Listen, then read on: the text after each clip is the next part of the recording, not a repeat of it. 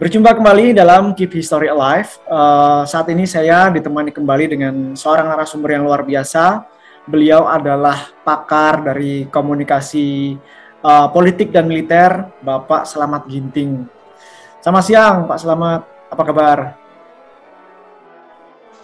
Selamat siang. Assalamualaikum warahmatullahi wabarakatuh. Kabar baik. Ya. Waalaikumsalam warahmatullahi wabarakatuh. Bapak, siang ini kita akan membahas sebuah narasi. Jadi sebuah insiden bahwa Soeharto itu ditampar oleh Jenderal Yani.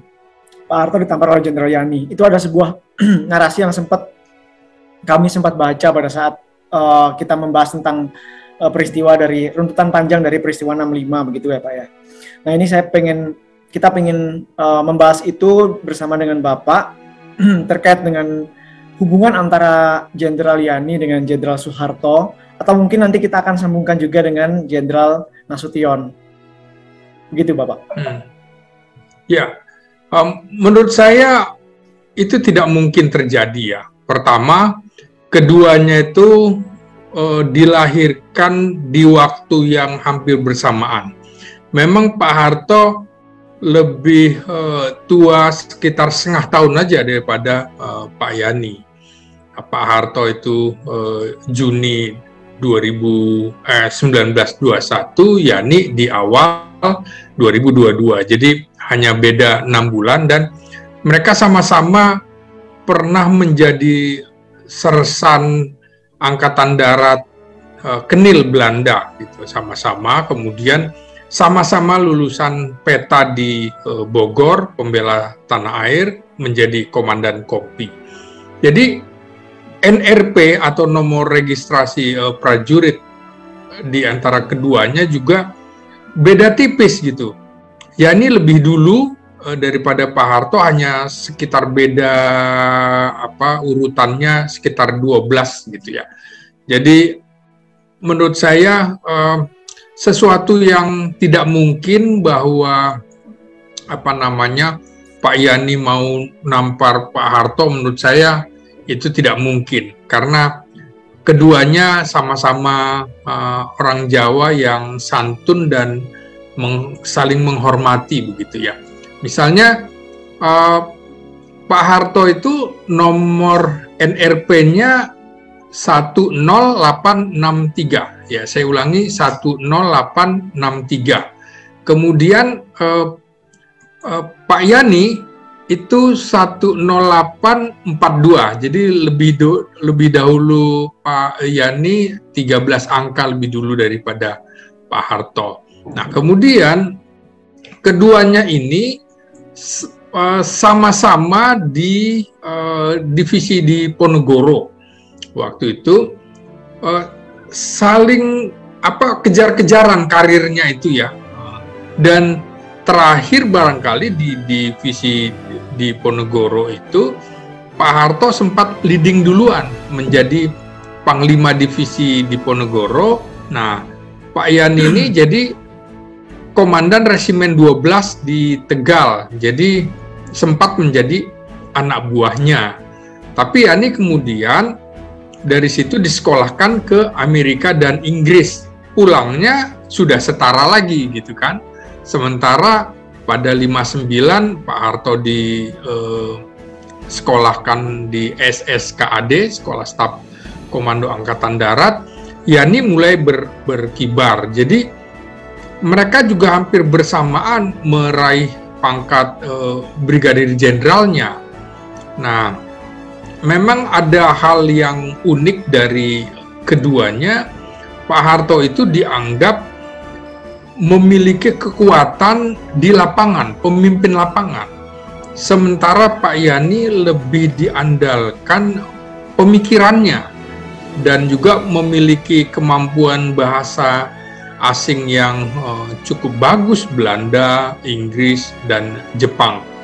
Nah, inilah yang membuat kemudian keduanya seperti saling menutupi kelemahan gitu. Dan seharusnya ini menjadi sebuah sinergi yang kuat antara keduanya. Jadi Jenderal Yani juga sempat ditugaskan oleh Presiden Soekarno untuk memimpin selama 4 bulan lebih bahkan, ke negara-negara Eropa Timur dan Eropa Barat untuk membeli persenjataan. Karena memang Yani dianggap lebih luas, lebih demokrat, lebih bisa bergaul daripada Brigjen Soeharto waktu itu. Nah, pada saat bersamaan ketika kemudian Indonesia mempersiapkan untuk melawan Belanda, membentuk semacam komando untuk melawan Belanda, Jenderal Nasution sebagai pimpinan tertinggi Angkatan Darat waktu itu dimintai pendapat oleh Presiden Soekarno. Siapa yang paling tepat memimpin sebagai panglima untuk menyerang Irian Barat?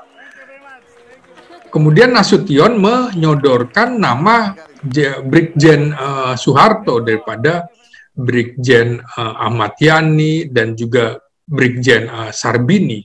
Jadi Nasution tahu kemampuan keduanya. Nah, kemudian di ujungnya adalah ketika harus memilih lagi antara Brigjen Soeharto, Brigjen Yani, dan Brigjen Sarbini untuk menjadi Kepala Staf Angkatan Darat, itu udah paling terakhir itu ya.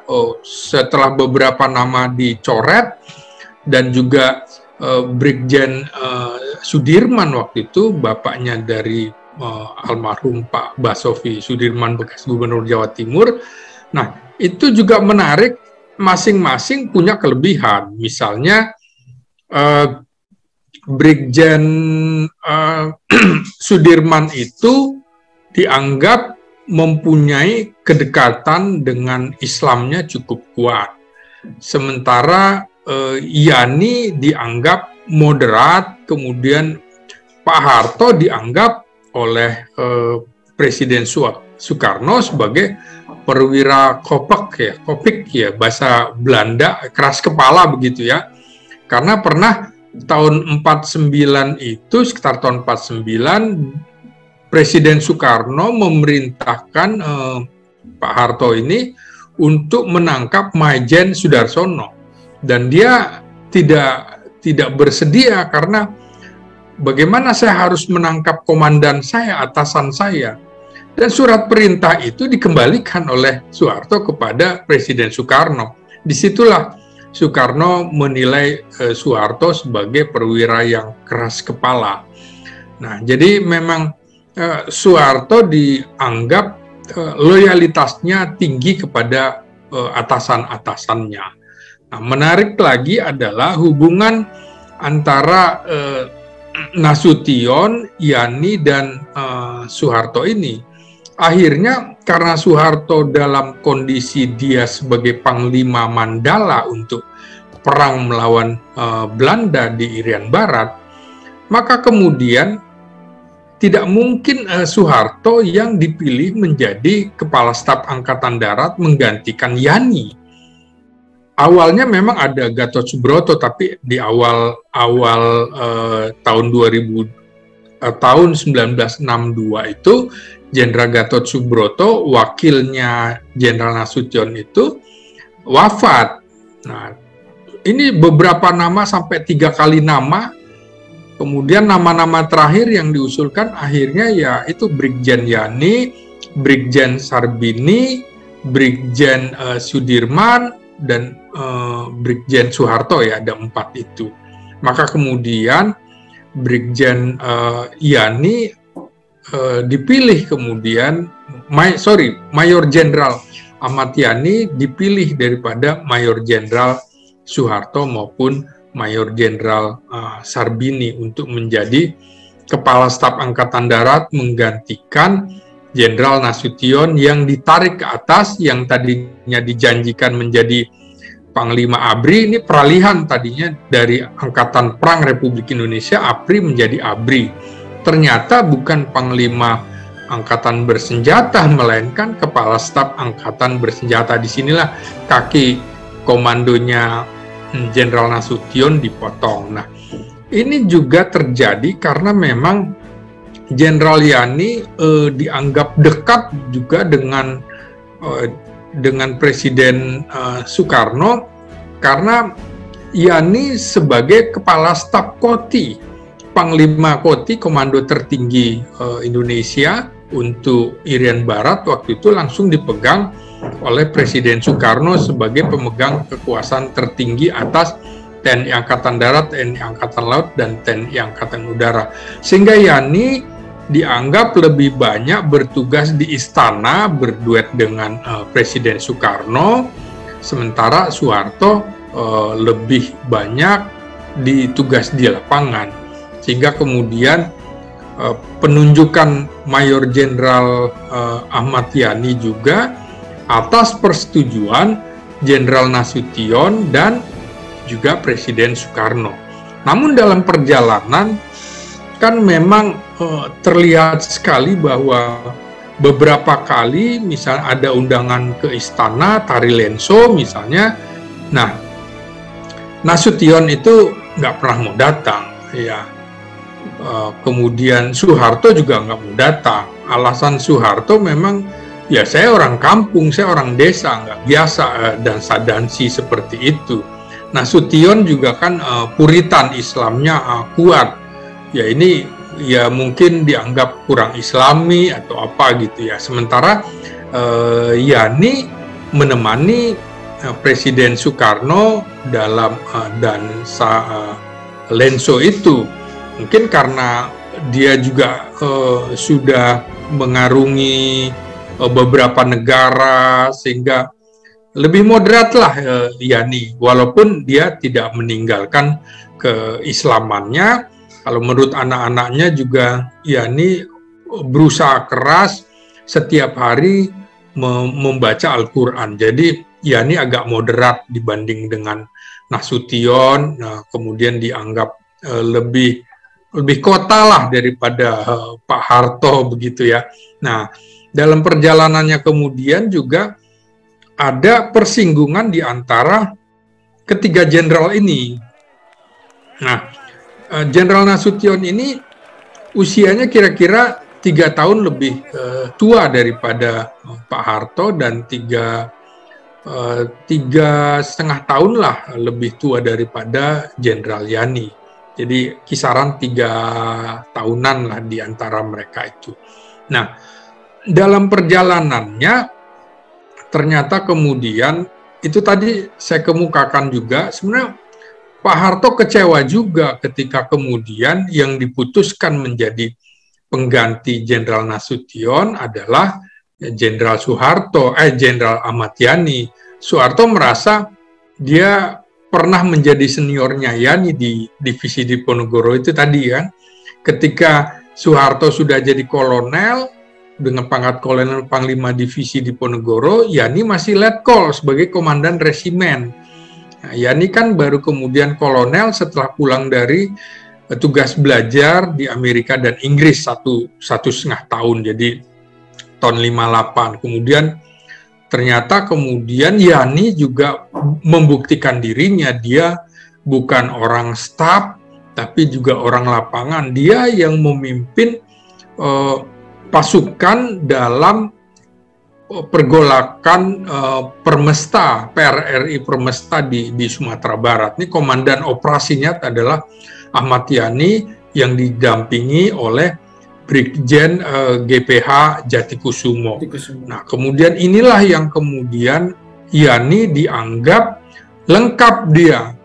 Ini bisa diplomasi, bisa juga lapangan. Tapi memang kalau lapangan tentu Soeharto dianggap lebih lihai, makanya ditempatkan sebagai Panglima Komando Cadangan, dulu namanya Caduat ya, Cadangan Umum Angkatan Darat, yang kemudian Panglima Komando Strategi Angkatan Darat. Mungkin dalam sejarah Indonesia juga tidak pernah ada orang yang seperti Pak Harto dengan jabatan 8 kali jabatannya disebut Panglima. Itu nggak pernah ada di Indonesia, itu rekor. Pak Dirman pun nggak nggak sempat seperti itu. Jadi Pak Harto memang orang lapangan betul. Nah, Pak Harto itu kemudian mengadu kepada senior-seniornya waktu itu, kok ya bukan saya gitu ya, tapi Yani. Tapi menurut saya itu lumrah lah kalau kemudian pernah lebih senior tapi kok dilampaui. Nah, Yani tahu bahwa nggak enak hati juga gitu, bahwa kok bukannya Pak Harto tapi saya, toh dia juga tidak minta jabatan itu. Karena itulah kemudian Pak Yani mengutus orang untuk kemudian menjadi penghubung Pak Harto gitu. Nah, Pak Yani di Mabesat, Markas Besar Angkatan Darat, sementara Soeharto sebagai Panglima Kostrad. Nah, ini dua kantor yang berbeda nih, Kemudian dalam beberapa kali juga misalnya susah juga mempertemukan keduanya, karena mungkin ada apa namanya, ada suasana yang nggak pas. Sama juga Nasution dengan Yani ada suasana yang nggak pas. Bahkan itu sejak sekitar 2 tahun itu hubungan Yani dan Nasution itu retak. Nah, bahkan tidak ngomong lagi lah. Jadi kemudian Yani mengutus Mayor Jenderal Jamin Ginting dan Brigjen D.I. Panjaitan untuk menjadi utusan Yani bertemu dengan Nasution. Sempat sebenarnya coba diadakan pertemuan seminar Angkatan Darat supaya mereka hadir. Tapi kemudian dua-duanya diwakili oleh orang-orangnya sehingga nggak ketemu nih. Jadi ada gengsi-gengsi. Nah, ini terkait dengan kekecewaan sebenarnya. Misalnya Nasution minta supaya jenderal-jenderal lebih sederhana begitu, tidak menunjukkan kekayaan, karena suasana Indonesia waktu itu sedang sangat-sangat prihatin. Jadi jangan ikut dansa lenso begitu kan, ketika rakyat harus masih susah gitu. Jangan menunjukkan kekayaan, kalau bahkan dia mengusulkan harus ada semacam semacam tim pemeriksa untuk jenderal-jenderal dan segala macam. Ini tidak disetujui Yani. Nah, dalam beberapa hal juga ada perbedaan kebijakan antara keduanya, terutama ketika menghadapi Dwi Korah, Ganyang Malaysia itu ya. Di situ Nasution mungkin karena hubungannya dengan Yani nggak bagus, dia langsung memerintahkan atau terkoneksi dengan Panglima di Kalimantan misalnya. Dan Yani tahu bahwa, ini kok melampaui komando saya begitu kan, Panglima Angkatan Darat saya kan, bukan Nasution lagi. Itu kecewa sekali, sampai kemudian Yani punya gagasan waktu itu, dan itu udah tersebar untuk menangkap Nasution karena dianggap menyalahi aturan. Itu yang diminta menangkap itu adalah Brigjen Suprapto waktu itu. Tapi kemudian Pak Harto itu nengahi juga. Janganlah seperti itu, karena kalau terjadi maka bisa terjadi konflik berdarah misalnya. Bahkan Yani karena kecewa, dia tarik pengawalan terhadap Jenderal Nasution itu, ditarik. Kemudian karena Nasution ini dianggap sebagai sesepuhnya Siliwangi, maka pasukan Ibrahim Aji, Panglima Kodam Siliwangi, itu menggantikan pasukan dari Mabesat untuk mengawal Jenderal Nasution. Jadi kelihatan sekali kontra. Nah, di sini peran Pak Harto untuk menengahi. Akhirnya kemudian lucu juga, hubungan Pak Harto dengan Yani jadi baik kan gitu ya. Hubungan Pak Harto jadi baik gitu. Udahlah, jangan sampai konfliknya berkepanjangan. Ya kira-kira seperti itu. Nah, di antara mereka juga seperti misalnya Soeharto kecewa kenapa Nasution juga lebih menyorongkan Yani daripada dirinya untuk menjadi pimpinan Angkatan Darat. Itu kan juga hubungan Nasution dengan Soeharto nggak bagus gitu. Jadi ada kekecewaan gitu. Ya mungkin itu manusiawi sekali ya, kekecewaan itu. Namun yang menyamakan di antara mereka itu adalah ketiga-tiganya itu sama-sama anti komunis, anti PKI. Nah, ini yang membedakan. Kalau Yani mungkin dengan gaya Jawanya itu dia lebih bisa menata kalimat supaya Soekarno tidak tersinggung. Kalau Nasution dengan gaya Sumateranya kan langsung membuat Soekarno, Presiden Soekarno tersinggung soal ketidaksetujuannya. Nah, memang seperti saya bilang tadi, antara lain kenapa Brigjen atau Maijen Sudirman tidak dipilih oleh Soekarno, antara lain karena pastilah dia dekat dengan kelompok Islam, tidak setuju dengan Nasakom. Padahal Yani juga ternyata belakangan hari sama-sama tidak setuju dengan Nasakom. Jadi sama, Yani, Soeharto, Nasution sama-sama anti komunis. Itu yang membuat mereka menyatu melawan Soekarno yang kemudian dia artinya permisif lah terhadap komunis.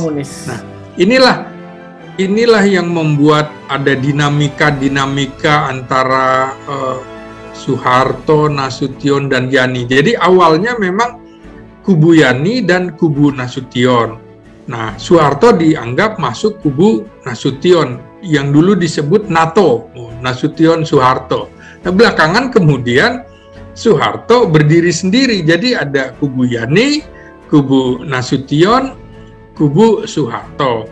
Nah, apa yang menjadi sebab Soeharto tidak masuk dalam daftar jenderal yang harus dibunuh oleh gerakan 30 September itu?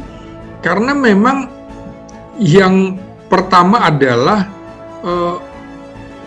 6 jenderal ini, 5 jenderal di Angkatan Darat ditambah Yani pemimpinnya, jadi 6 jenderal di Markas Besar Angkatan Darat plus Nasution di Mabes ABRI waktu itu jadi Menko Hankam Kasab, adalah orang yang terang-terangan menentang Angkatan Kelima, menentang Nasakom. Soeharto tidak kelihatan. Kenapa? Karena dia perwira lapangan, tidak banyak berkoar, tidak ada statement-statement di media massa, karena Soeharto konsentrasi ke lapangan, tidak kelihatan. Padahal Soeharto juga anti komunis, dan mereka ini sebenarnya sama-sama, baik 6 jenderal di Angkatan Darat ditambah Yani dan Soeharto, sama-sama mereka menumpas PKI di Madiun. Nah, cuma memang yang kelihatan menentang itu Yani dan timnya itu 5 jenderal di Angkatan Darat, 6 jenderal dengan Yani, itu yang membuat rapat yang isinya memang menentang Soekarno dalam menetapkan Angkatan Kelima dan tidak setuju Nasakom, karena dianggap ini berbeda dengan falsafah bangsa Indonesia, yaitu Pancasila sebagai dasar negara. Di sila pertamanya jelas ketuhanan yang Maha Esa. Jadi bangsa Indonesia ini bangsa yang beragama, bangsa yang berketuhanan. Nah, seperti itu. Itulah yang menyatukan antara Nasution, Soeharto, dan Yani. Kira-kira itu dinamika yang berkembang pada masa itu tentang 3 jenderal yang punya pengaruh luar biasa. Tapi memang akhirnya hubungan mereka itu ada panas dingin gitu ya. ketika tadi ada konflik Yani dengan Nasution yang begitu hebat, Pak Harto menjadi penengah begitu. Jadi ketika hubungan Yani dengan Pak Harto agak renggang, Nasution yang coba menjelaskan.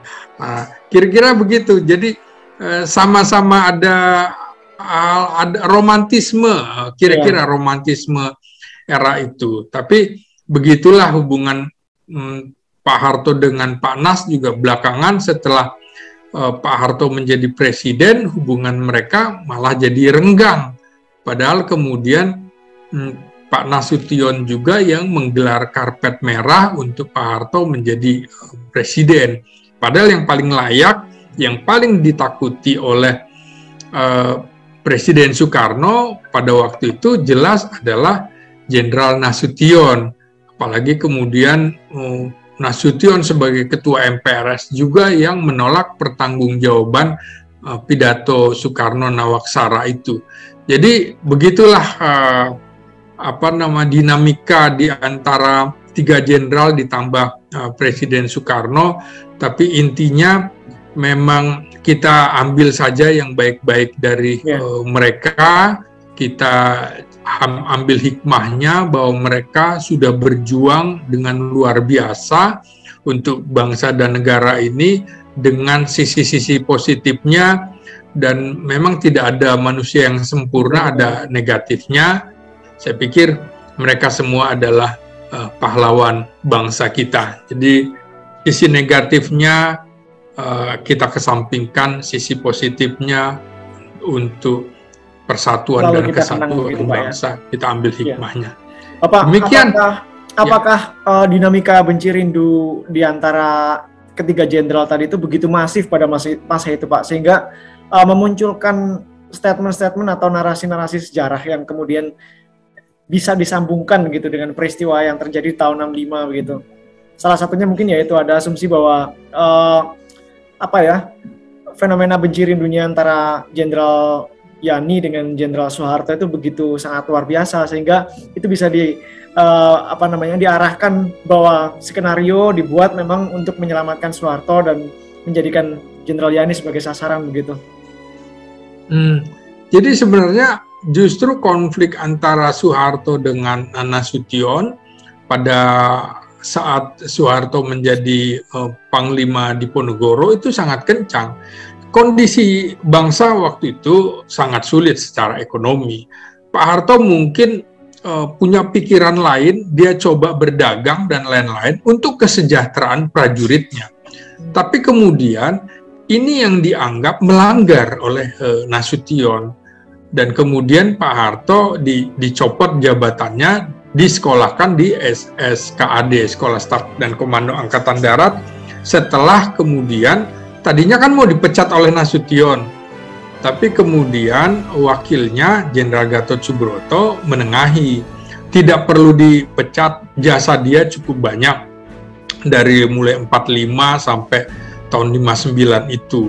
Jadi kalau selalu melihat kekurangan orang, ya tentu begitu. Tapi maksud Soeharto adalah baik karena dia harus juga membantu kesejahteraan prajuritnya.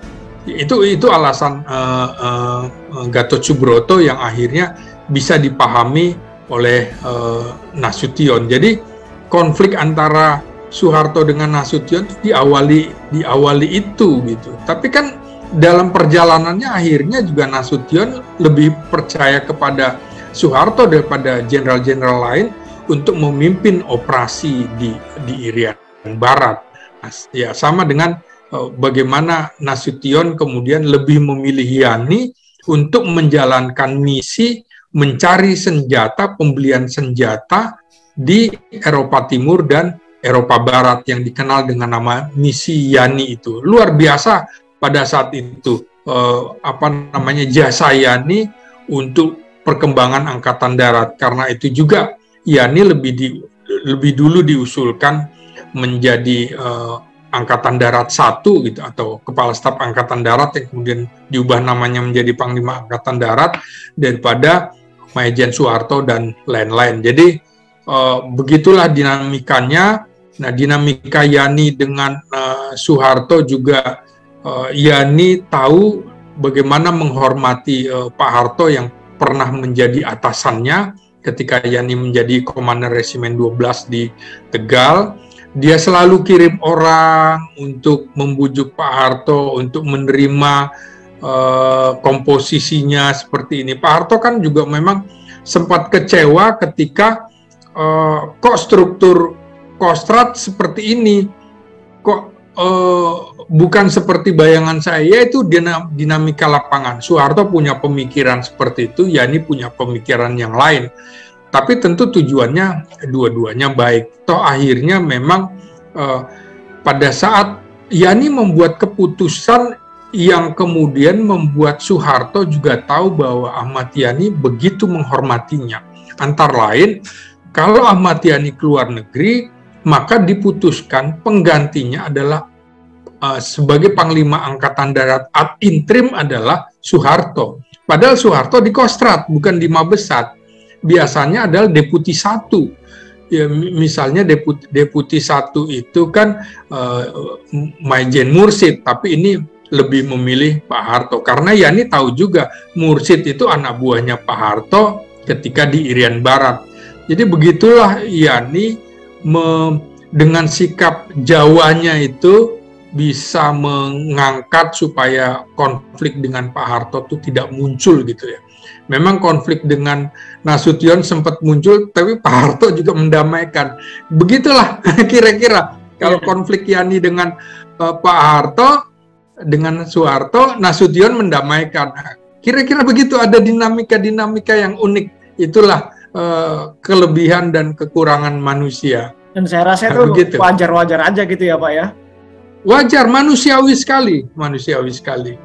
Seperti kita di kantor pernah jadi atasan, kok anak buah gue jadi atasan gue nih, kan kira-kira gitu. Pasti bertanya, loh kenapa bukan saya? Tapi lagi-lagi ada hak prerogatif presiden, ada hak prerogatif pimpinan. Mungkin ada maksud baik. Toh ternyata barangkali kalau Soeharto juga waktu itu akhirnya menjadi Panglima Angkatan Darat, mungkin juga sudah jadi pahlawan revolusi, artinya masuk dalam daftar pembunuhan. Nah, kita nggak tahu ada rencana-rencana Tuhan, rencana-rencana Allah juga, bagaimana Allah juga menyelamatkan Nasution dari peristiwa itu. Kita nggak tahu, ada takdir-takdir yang manusia nggak tahu. Begitulah. Siap. Terima kasih Bapak, ulasannya luar biasa. Ya.